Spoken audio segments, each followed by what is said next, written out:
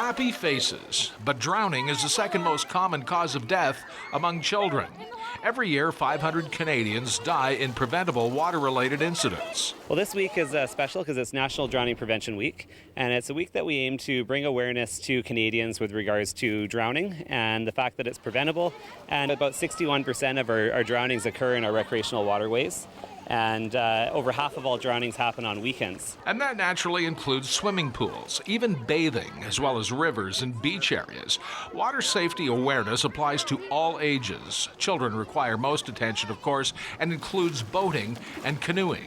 Boating, if we look at that specifically, it usually has to do with not wearing a life jacket, boating alone, or boating after dark. Capsized boats have an impact. Experts always instruct that number one in drowning prevention when boating is the life jacket. Canoeists may be the most at risk. Don't stand, keep your weight low, and be aware of the water conditions, who you're going with, what they're capable of, and if the weather turns bad, get back to shore.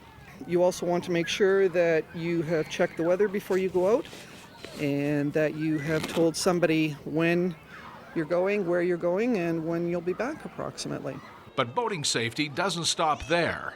You need the same equipment if you're going out on a power boat, because you just never know when a situation is going to occur where you need to use that equipment. If you want to have a paddle for each person in the boat and an extra one just in case you lose one, a bailing bucket so you can remove any water that you take on, rope in case you need to tie up your boat for a tow or to moor it, a whistle or noisemaker, and this one also happens to have a flashing LED light on it in case we get stranded in the dark. While incidents of drowning deaths in Alberta are generally declining, the greatest risk remains among children.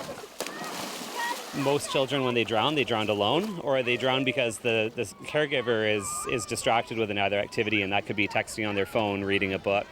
And a lot of people don't always realize that for drowning prevention and active supervision, we need to be watching the child. There's currents that might be a factor, there could be drop-offs within the lake, and the water environment's changing every day, so we need to be aware of what it's like on the day that we're recreating. Knowing how to swim is an obvious solution. The Life Saving Society reminds parents and kids to swim to survive. Swim to survive are essential survival skills that we want all children to learn.